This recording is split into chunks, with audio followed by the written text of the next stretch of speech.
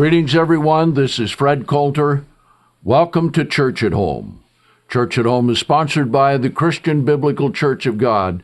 We are dedicated to restoring original Christianity for today. Human beings always want to do better or be better or gain an advantage over someone else, to be smarter, to be faster, to be stronger, to be more long-lived, to be able to be superior to other human beings. Why do humans think this way? Well, there are two reasons. Number one, God created us incomplete. He created us so that we would be His workmanship, so that we would be able to become like God, to be His sons and His daughters. And that's the whole story of what's in the Bible. Now, back here in Ecclesiastes 3, we find something very interesting. We'll also see something interesting concerning that this is not the first time that men have thought about doing these things. No. We're going to learn that, as a matter of fact, all of what is called transhumanism, which transhumanism is to improve by modern technology, so-called, and make humans better, so that we are now post-humans. And while we reject Christianity, on the other hand, and we now have a post-Christian world, Christianity without God. And in both cases, men want to do these things while rejecting God. So here's the conundrum. Men understand they can improve. Yes, we have abilities to improve. Men understand that we are temporary. Yes, God made us that way. But men think that they have the way to do it. Now let's talk about human beings for just a minute from the point of view of how God made us. None of the other creatures on the earth, now we're not talking about God the Father and Jesus Christ or the angels, and remember, the angels are into two camps. The righteous angels that obey and serve God and carry out His will. Then you have the evil angels that rebelled with Satan the devil, and when he rebelled, he took a third of the angels with him, and they became demons. So we have God as superior, angels who are underneath that, and beneath the angels are the evil angels that rebelled. And they didn't want to do the will of God. Now, human beings are the same way. But there's one factor that God has put into human beings, and that is the ability to think beyond themselves. Let me just give you an example. Though you know you were born on such and such a date, and it's right there in your driver's license, if you have one, or identity card or passport, the date you were born. Let me ask you a question. Can you think of a time when you didn't exist? No, you can't. Now, everyone knows sometime in the future, he or she's going to die. But can you think of a time when you won't be here? No. Let's ask another question. As you look at human beings, why is it that they are what is called religious? That is, they believe in God or gods. Those who believe in the true God worship the true God. Those who believe in anything other, believing in gods and human beings and superhumans, they're still religious. And everyone thinks about the past and the future. Why is that? Very few ask the question, what is the future that God shows? So here's why. Let's come to Ecclesiastes 3 and verse 11. He has also set eternity in their heart. that is, in human hearts, so that no man can find out the work that God makes from the beginning to the end. That is, unless he reveals it. But the point is, now some translations have it, God set the world in the heart of man. No, he gave us a mind because we have the spirit in man, which we've covered on other segments, which gives us intellect, which gives us the knowledge on how to do things that men do, which means that we can educate, we can learn, we can grasp, we can build, we can put together, and all of these things come from our minds and the spirit of man which is in us. Now, in order to understand the things of God, the Bible shows we need the Spirit of God. Now, certain things of basic understanding, the Spirit of God is there to lead us if we really want to follow it, such as the Ten Commandments and the basic things in the Proverbs. These tell us right and wrong, good and evil, what to do, what not to do. Then contact with God beyond that is another entirely different process. But human beings who reject God, then they seek other powers. And Satan is right there. He is called the god of this world. He appears as an angel of light. He says, I have a better way. And yet it always ends in destruction. Now we will see how that began with Adam and Eve in a little bit. But let's come to a very interesting statement here in the book of Matthew. Let's come to Matthew 24, and it's talking about the prophecies of the end time. And it's talking about how human life would be at the end. But here is a very important thing. Jesus said he was the first and the last, the beginning and the ending. So in order to understand the end and what's happening today, you must also understand the beginning. And sometimes the knowledge of these things are what you might say hidden in plain sight. When we come to something in the Bible, we've got to ask some questions and see what it tells us so we can have the understanding.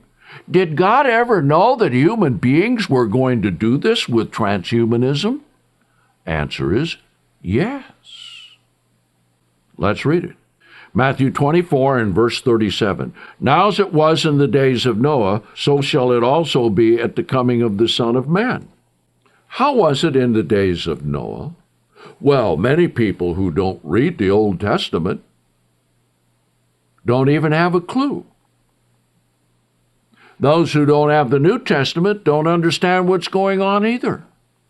So you need the both of them with the unity of Scripture to understand what's going on.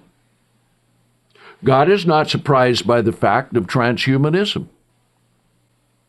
Now here's what it tells us. It doesn't tell us everything. But let's read it. For as in the days that were before the flood, they were eating and drinking, marrying and giving in marriage until the day that Noah entered the ark. They were warned all the time the flood was coming. Why did God send the flood? Why did God destroy all human life except Noah and his family? We can answer the question by looking at today and seeing what they're doing today, and we will see that the understanding of that is right in the context of Genesis 6. Now, let's come to Luke 17. Let's see how he explained it there, because he talks about the days of Noah, and then he adds in it the days of Sodom and Gomorrah. So let's read that. This also tells us what it was like then, what it is now. You see, the book of Ecclesiastes says, that which has been is that which shall be, and there is nothing new under the sun. So this gives us an understanding from these scriptures, which then we will find out what they're doing today, and then we will go back and see what it says there in Genesis, the 6th chapter, and Genesis 11. All right, let's pick it up here. Luke 17, verse 26. Now as it was in the days of Noah, so shall it also be in the days of the Son of Man, that is his coming. They were eating, they were drinking, they were marrying, they were being given in marriage until the day that Noah entered into the ark and the flood came and destroyed them all. In the same way, the days of Sodom and Gomorrah. They were eating, they were drinking, they were buying, they were selling, they were planting, they were building. And on the day that went out of Sodom, it rained fire and sulfur from heaven and destroyed them all. This is how it shall be in the day that the Son of Man is revealed. Now we're entering those days. Let's see combined what all of this tells us. So we look at what is happening today. This tells us that's exactly what was happening back in the days of Noah. So let's read about transhumanism. And let's see, this is really nothing new. And this has been a program of Satan the devil, as we will see, from the beginning. Now, what is transhumanism?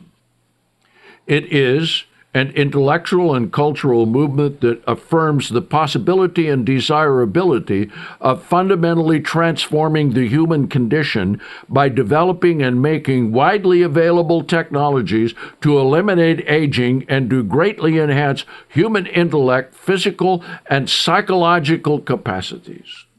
Isn't that a wonderful thing to do? See, because Satan is now pulling upon the desire, which then becomes lust, of human beings to make themselves better.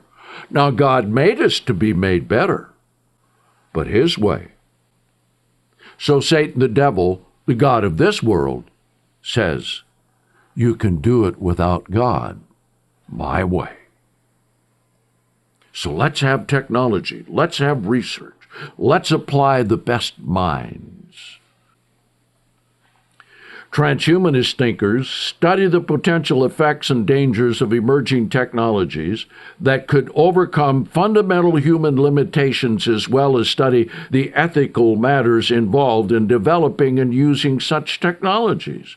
They predict that human beings may eventually be able to transform themselves into beings with such greatly expanded ability as to merit the label post-human.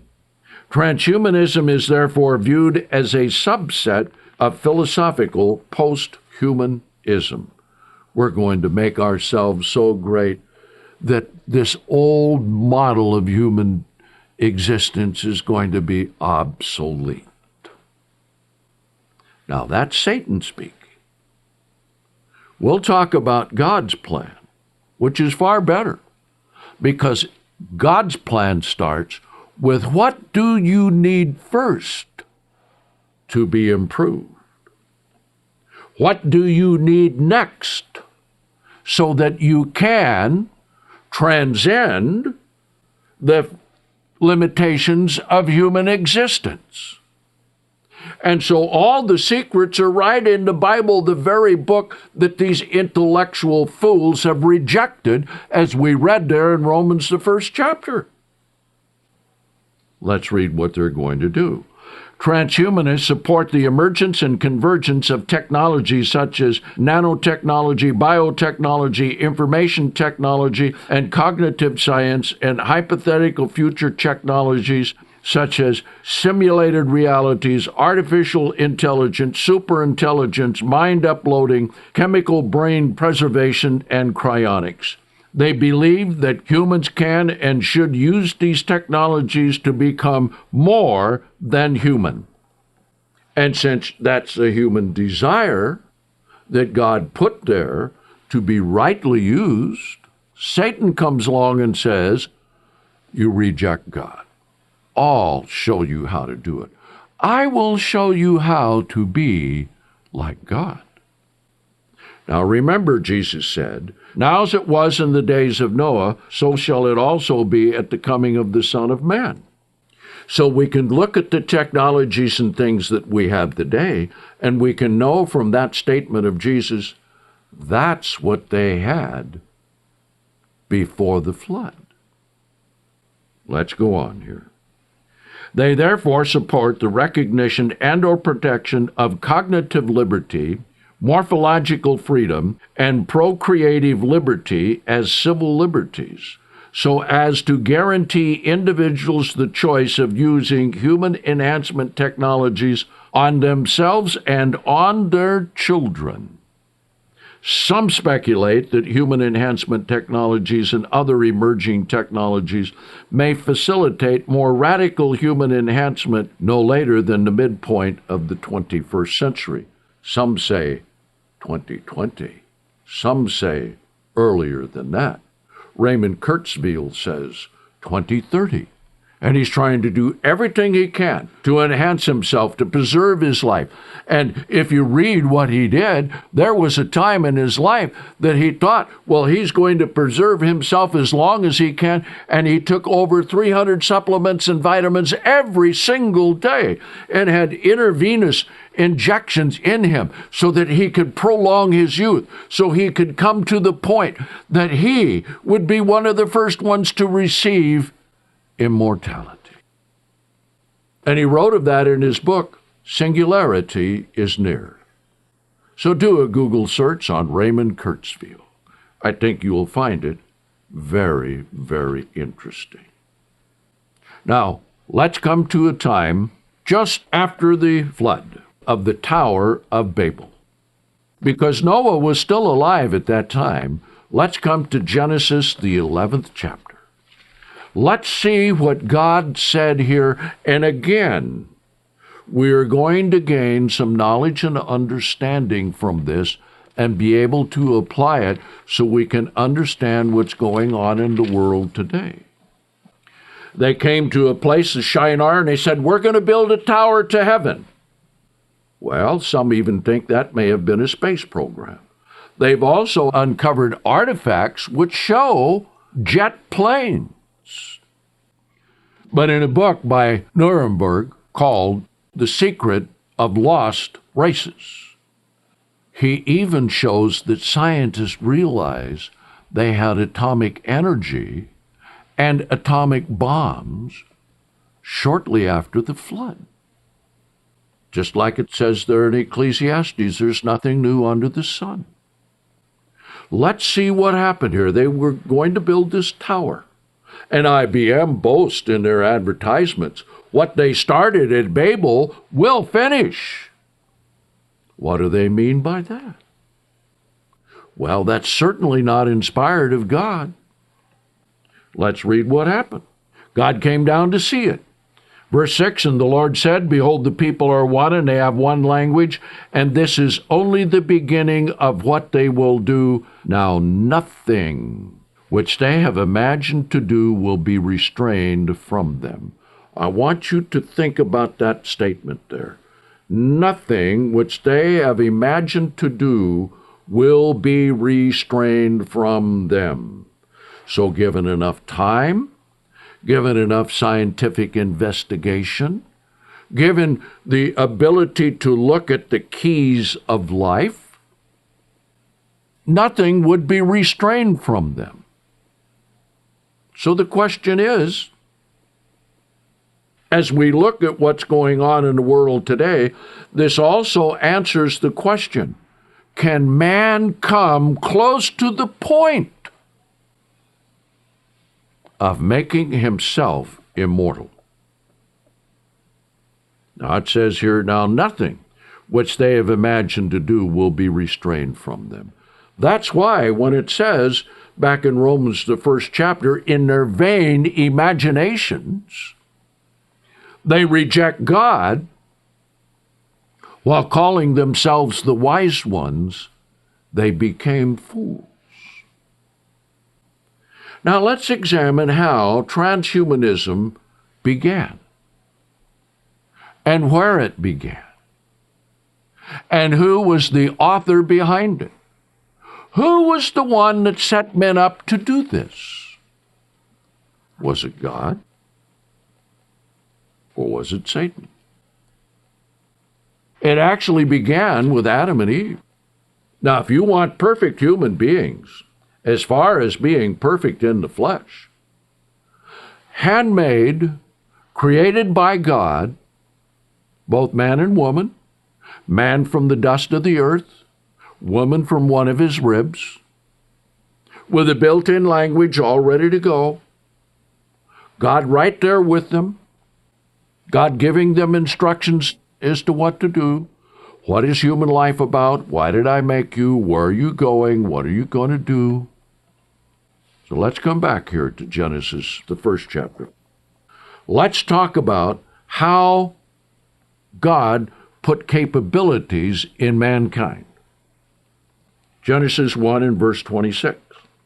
And God said, let us make man in our image after our likeness, and let them have dominion over the fish of the sea, over the fowl of heaven, over the livestock, and over all the earth, and over every creeping thing that crawls upon the earth.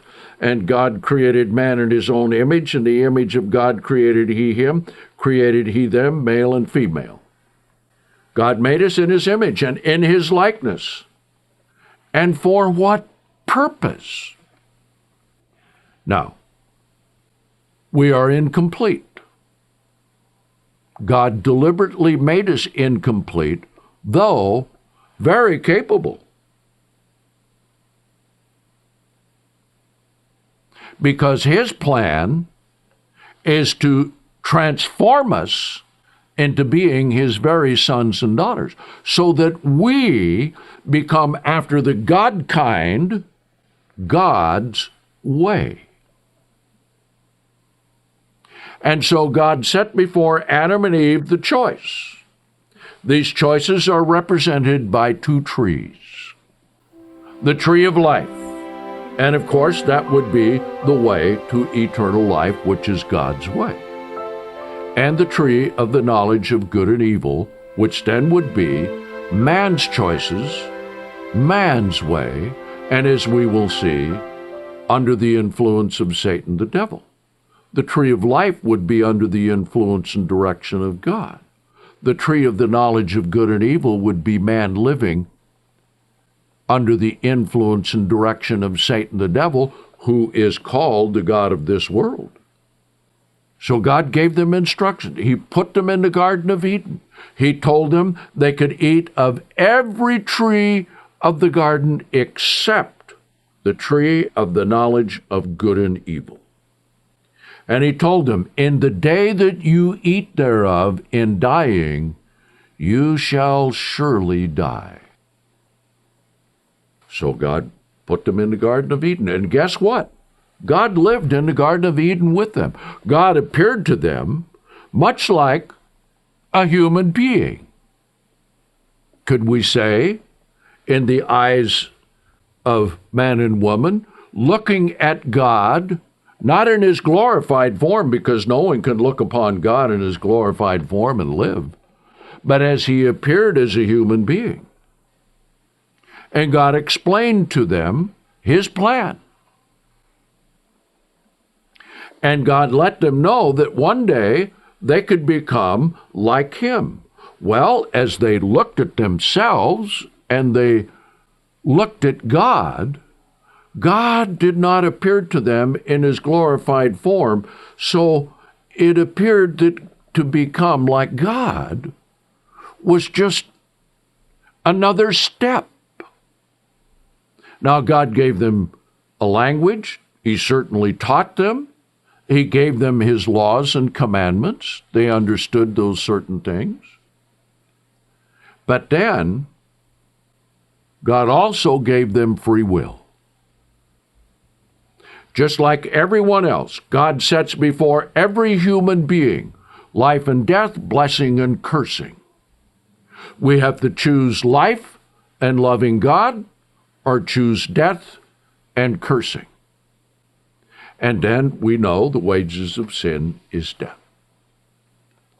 Now, in the next segment, we're going to see what happened to Adam and Eve, so we can answer the question, how did their civilization turn out? And how far did they go toward making themselves like God under Satan's direction? So once again, thank you for inviting me into your home. And this is Fred Calder saying, be sure and visit our other website, CBCG, where we have hundreds of sermons and articles and things you can download there. So until next time, so long, everyone.